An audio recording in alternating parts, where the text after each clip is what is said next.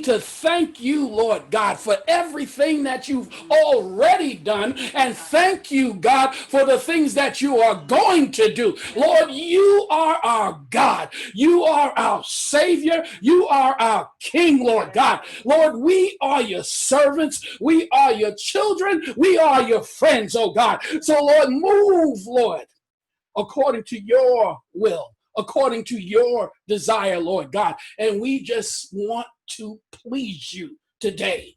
Yes, God. Lord, your people don't need to hear from me. They need to hear from you. So, Lord God, we're asking that you would just move the man out of the way and let these words be your words, that you would speak to the hearts of your people, Lord God. Lord, that you would move mightily in the lives of your people, oh God. Father, for I know you want to bless your people. I know you want them to live in victory. I know you want them to walk on this earth as a testimony of your glory, Lord God. Lord, only you can accomplish that in us, Lord. So move through me, Lord God. Use these lips for your glory, Lord God. Speak your words to your people. For your name's sake, Lord. For the kingdom's sake, Lord God. Have your way this morning. Have your way, Lord. Glory and honor is already yours, God. In Jesus' name, amen. Amen. Amen. On Thursday, I gave a little preview of this message. And let me just tell you, I got really excited about this because the Lord usually gives me messages of correction, understanding. And this message was God was saying to me that we need to be prepared for what's coming. And not because what's coming is a bad thing, but we need to be prepared for what's coming because God is about to release something good. He's about to release something good. Now, I know it might not look like that, but what he did was bring me back to a situation in the time of Israel history where it didn't look so good for them either. But God had a plan, and he was moving things along, even when they had to go through some rough times. So if you would turn with me to 1 Kings, the 16th chapter. Now you know, whenever we go Old Testament, it's going to be exciting. Whenever we start getting into the book of Kings and the prophets, we know that there's something about to happen up in here. So just hold on. Hold on. My daughter told me I can't tell y'all saddle up, but I'm going to say it anyway. Saddle up. We're about to go for a ride. 1 King, the 16th chapter, starting at the 29th verse. In the 38th year of Asa, king of Judah, Ahab, son of Omri, became king of Israel, and he reigned in Samaria over Israel 22 years. Ahab, son of Omri, did more evil in the eyes of the Lord than any of those before him. He not only considered it trivial to commit the sins of Jeroboam, son of Nebat, but he also married Jezebel, daughter of Ethbaal, king of the Sidonians, and began to serve Baal and worship him. He set up an altar for Baal in the temple of Baal that he built in Samaria. Ahab also made an Asherah pole and did more to arouse the anger of the Lord, the God of Israel, than did all the kings of Israel before him. Things are not looking good for Israel. Now, we know Israel had marched into a state of moral and spiritual decline. We know that as they started to seek power, dominance, acceptance by the nations around them, that they started to forget who they were. The kings became more concerned about power and authority and wealth and foreign women than doing the things that God said. The rebellion led to a progressive loss of their focus. They forgot that their prosperity came from God.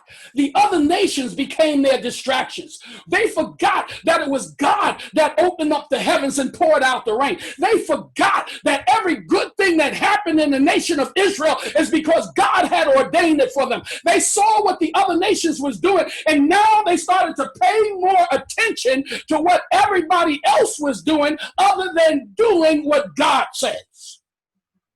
The idols of the nations became their God. Now that loss of focus led to a loss of the ability to hear from God. See, once we start paying so much attention to what everybody else is doing, what everybody else is feeling, what everybody else wants, how everybody else is living their lives, and we stop listening to God, eventually we become unable to hear from God. So when God sent a prophet to the nation of Israel for them to correct them in their behavior, they didn't want to hear nothing that the prophet said, because now the voice of God becomes foreign to them. When we stop listening, then we lose the ability to hear. When we start ignoring the things that God is doing, when we start ignoring the signs that God is displeased, when we start to ignore the things that God wants from us, we become unable to hear what he's saying. Once we lose our focus, once we lose our ability to hear, then we lose our identity. The nation of Israel forgot that they were a nation that was created to glorify God. They forgot that they were a nation that God had put together for the purpose of showing the world how he deals with his people. They forgot that they were a nation that was supposed to be blessed because they need to follow the covenant of God. They forgot that all that they did, all that they were, all they were supposed to be was tied to who they were in God. They decided to follow after the nations. So what happened was they became like everybody else. They look like everybody else. They sound like everybody else. They worship like everybody else. God.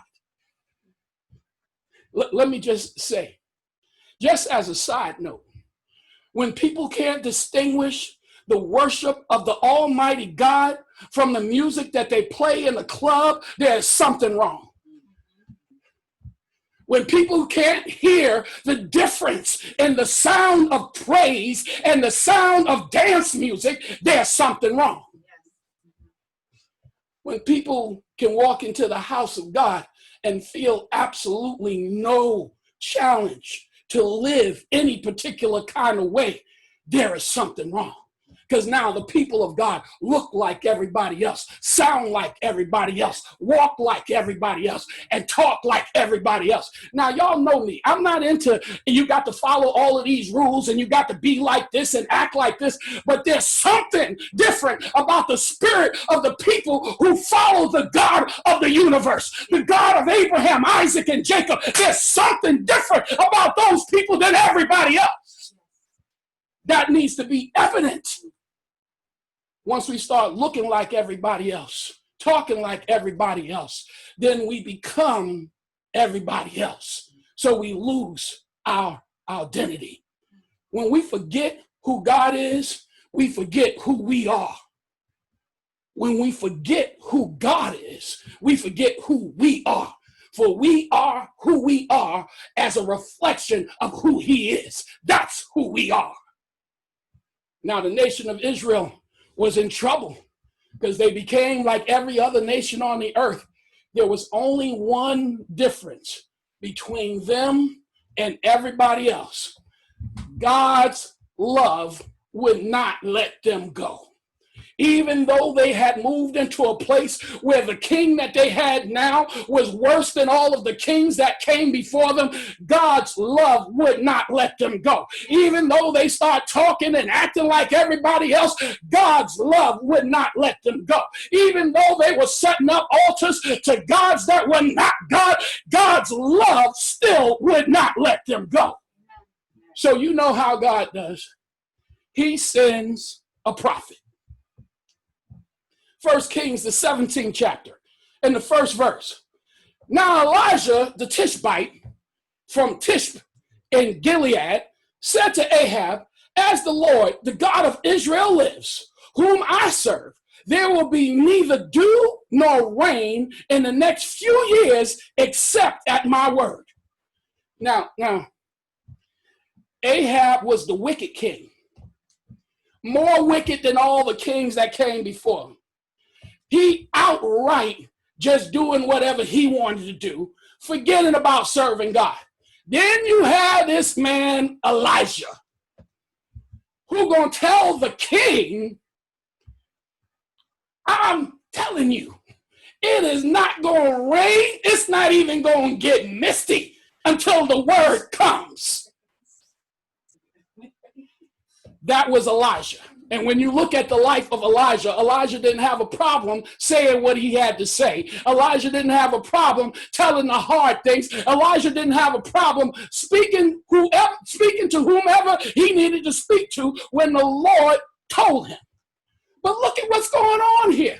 You got Israel that's going astray, doing whatever they want to do, forgetting about who God is, forgetting about what God wants, deciding that the rain and the harvest was being brought to them by Baal, not by God. So God sends his man to tell them there won't be no more rain.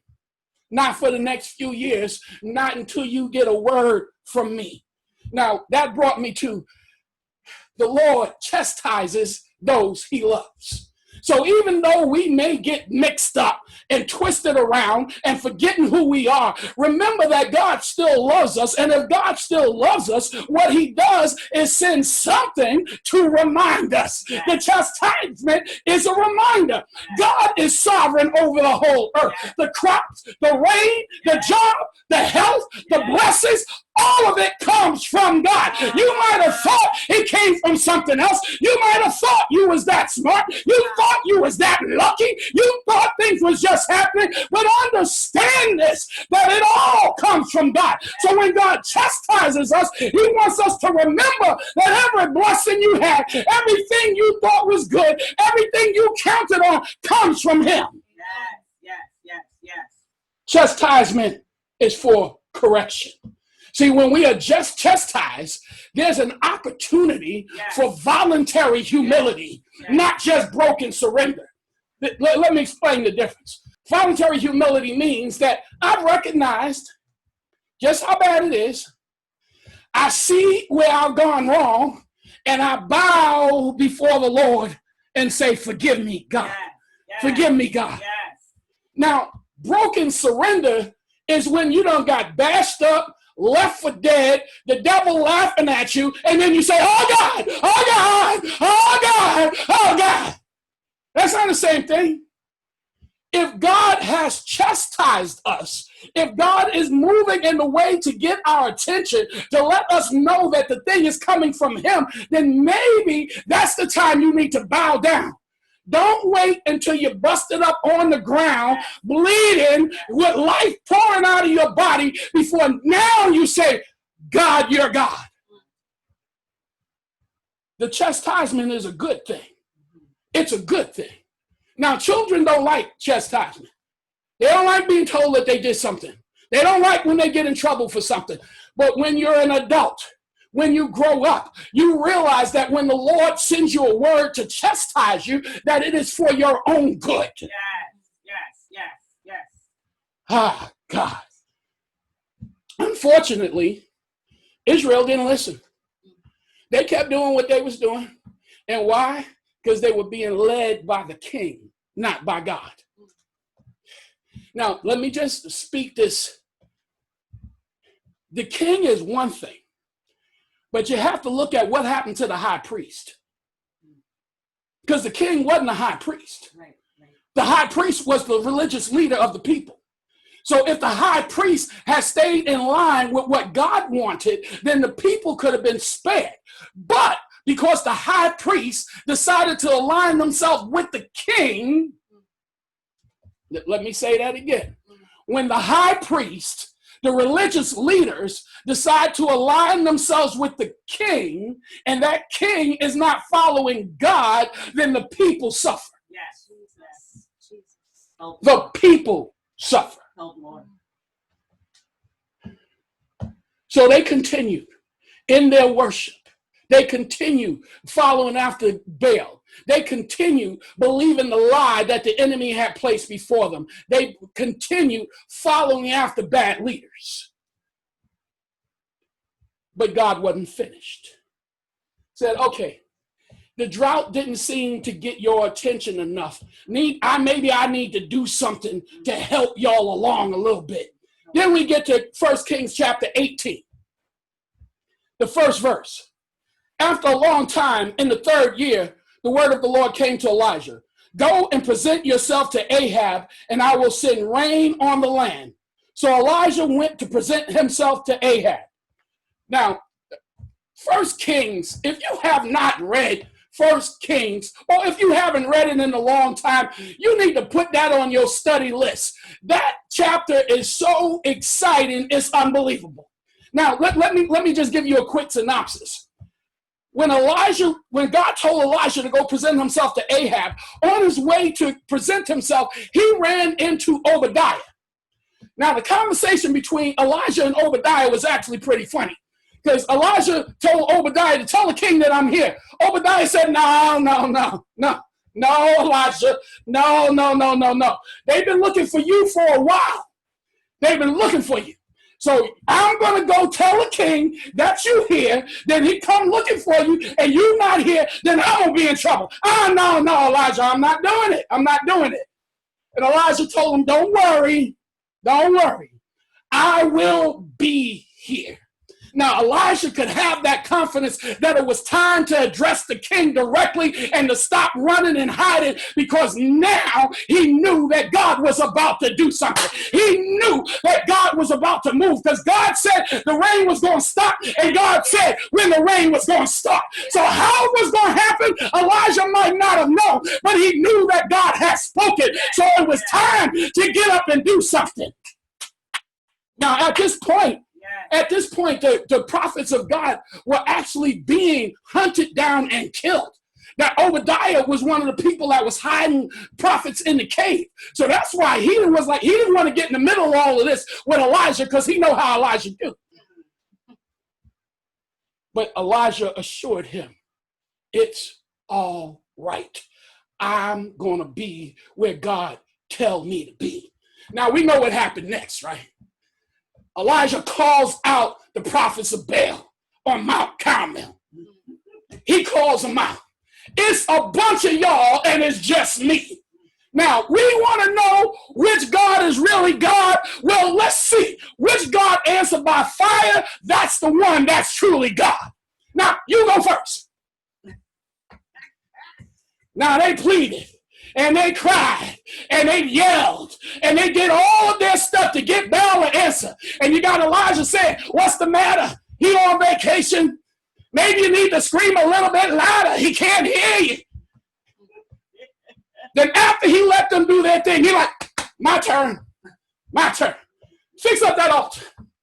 Put some stones around it. And just for good measure, so you don't think there's no trick going on here, throw some water on it. Yeah. Throw some more water on it. Yeah. And one more time for the Holy Ghost. Throw some more water on it. Yes, Lord. And then he prayed to the God of Abraham, Isaac, and Israel. Answer, God.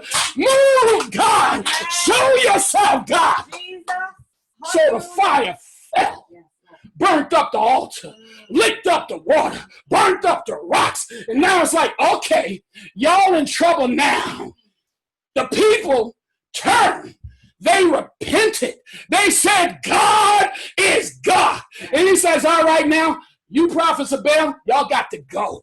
Kill the prophets of Baal. So God, through Elijah, embarrassed and slaughtered the prophets of Baal. He was sending a message to the people. Y'all didn't get it through the drought. Now I'm going to show you something. I'm going to show you who's the God of the universe. I'm going to show you who's the most powerful God. I'm going to show you who's the one that answers when people pray. Ah, God. See, the prophets of Baal prayed for hours and God didn't do anything. Their Baal didn't do anything because he couldn't, because he's not alive. He has no power.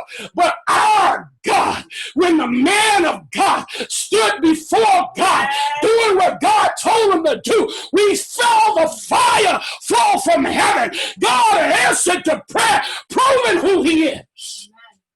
Hallelujah. But here's the thing. Here's the thing. I don't know how much longer I'm going to get through this, but I need to get you to this point. Now, look at what was happening. The people were in a state. God did something, but this is where we get caught up. Look, God's desire was to expose the people's problem, not to put on a fireworks show. Well, so we get caught up in the fire coming from heaven because it's exciting. We get caught up in what Elijah calling on God, and God answered because it's exciting. But God was exposing their problem, not putting on a show. That wasn't the purpose of the miracle. Oh, God. We got to look at problem resolution versus miracle manifestation. See, because we can get caught up in the miracle manifestation and forget that there's a problem that needs to be resolved. See, the problem was a rebellious people, not the drought. The drought was just a manifestation of the problem. God could end the drought at any moment he wanted to. The drought wasn't the problem. Now, the drought was messing with their regular lives, that's for sure. Now, the drought was messing with their income, that's for sure. The drought was making them insecure, that's for sure. The drought was a real world problem, that's for sure. All of that was true, but it was a manifestation of the problem because the drought was just a symbol of rebellion. And rebellion mess with your everyday life. Rebellion mess with your income. Rebellion mess with your life. Rebellion mess with your relationship with God. The drought was just a manifestation of what the real problem was. my God, my God, my God. Yes, Lord. See, these people thought that Baal was going to bring the rain to end the drought because there had been a drought for 3 years. They thought that their idol was going to fix the problem. But the reality was, if you didn't call on the name of the Lord, if you didn't seek the face of God, that's where the problem is. We need to stop worrying about miracle manifestations and start to get to the problem resolution. See, the miracle was just to show that God is in charge, not idols, not Baal. The miracle was an act that was going to draw people back to God. The miracle was an opportunity to acknowledge that God, the Lord, is the Almighty. God, the fire fell to remind the people who was the true source of their blessing. That was the purpose of the miracle. That wasn't the end of it, though.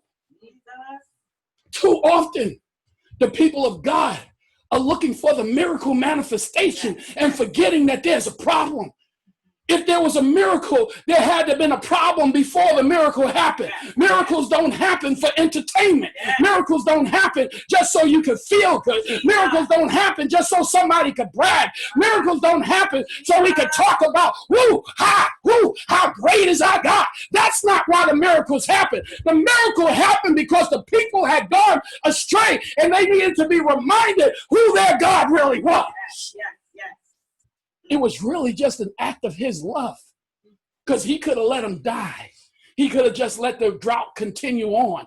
But God wanted to end the drought to save the people. So he did something to draw their attention back. So we now, when we see the miracle working power of God, understand that it is an opportunity to bless the name of the Lord. It's an opportunity to lift up the name of Jesus. It's an opportunity to let the world know that Jesus is the Christ, the Son of the living God, and that we have a relationship with our Father in heaven because of what Jesus did on the cross. It's every time we see the miracle working power of the Lord, we understand that it's God announcing that I am your Savior, I am your keeper, I am your healer, I am your deliverer, I am the one that will bring you out. My God, my God.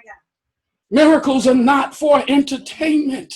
It's not for entertainment. It's not for drawing crowds. It's not for people to say somebody is mighty, they're powerful, they're godly, they're spiritual. That's not the purpose of the miracle. The purpose of the miracle is to glorify God, to acknowledge his presence, to know that he is God. Submission to God was the resolution to the problem, not the miracle manifestation. Yes. See, because after the fire fell, there still was a drought. After the fire fell, there still was a problem. It wasn't until the people repented that God was ready to move and change the situation around. God used a natural need in order to expose a spiritual problem. Once that spiritual problem was resolved, now God was ready to move in the natural need. Now, and let me just give you a note here. After that, Elijah didn't stand around talking about, yeah, that's right. I am the man of God. That's right. It was me that spoke. God was using so mightily. Nobody else, just me. Because everybody else wasn't serving God. It was just me. And when I spoke, when I prophesied, when I said, God moved. Because I said. Elijah didn't sit around giving a braggamony. Elijah didn't sit around calling his attention to himself. He's like, okay, now that y'all repented, now it's ready for the work to get done. God is ready to restore. Verse 41 says, and Elijah said to Ahab, go, eat and drink, for it is the sound of a heavy rain. So Ahab went off to eat and drink, but Elijah climbed to the top of Carmel, bent down to the ground, and put his face between his knees. Now, let's not miss the order here. The people were following a rebellious king. They had forgotten who their God was. Oh, God. So God sent a drought. He sent the man of God to say the rain is not coming for the next few years until I say so. So now when God spoke to the man, he told him, go, look, I'm about to send the rain, but this is what you need to take care of first. We need to make sure that the people know that what's about to happen now is because of me.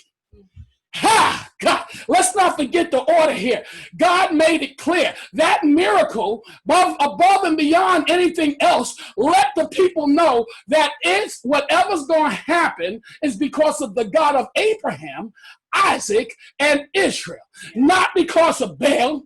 Not because it just rained, not because I just wanted it to, not because I wished and hoped and desired or declared and decreed. It's because God decided it was going to rain. Yes. No one can say everything else that happened in this story was just a coincidence. Because before this, the people were giving their prosperity over to Baal. They were saying it was because of him. That's why. But God had to clear up the nonsense so that he could bless his people. It rains because God says so. Yes. Now this is the message, and I'm going to end here for today. Elijah heard the sound of a heavy rain. He heard the sound of a heavy rain. He heard what was coming. He heard the manifestation of the blessing. So I'm asking you today, can you hear the sound of a heavy rain? Can you hear the sound of a heavy rain? With everything that's going on, with everything that's happening, and we see in the miracle working power of God, we see God's hand moving in our lives. Can you hear the sound of the heavy rain? Can you hear that the blessing is coming? Can you hear that God is going to end the drought? Can you hear it? Hallelujah! Listen for what God is doing. We might be in a drought, but God has not forgotten us. God God is doing something miraculous. Let's not forget that he has a purpose in the miracles that he's performing. Let's not forget that he's keeping us and watching over us and saved us and delivered us for a purpose. We didn't make it through a quarantine just because. We didn't make it through COVID-19 just because. It wasn't luck. It wasn't Baal. It wasn't our idols. It wasn't sand sanitizer. It wasn't a mask.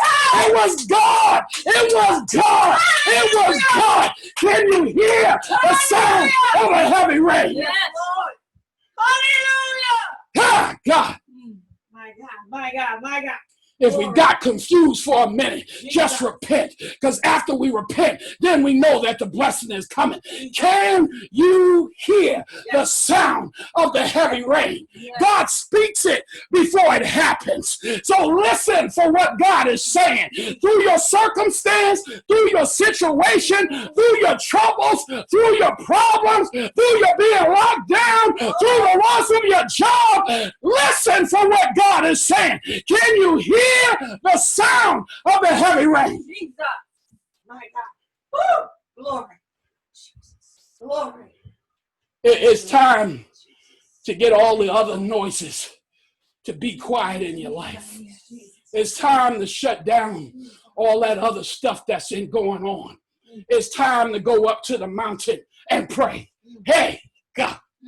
It's time. It's time. Church, it's time. Because I'm telling you, God wants to bless us. I'm telling you that God is already ahead of this thing, and he's got something good for everyone that believes right before him. We know. I'm just asking you today, can you hear the sound of a heavy rain? Bow your heads with me.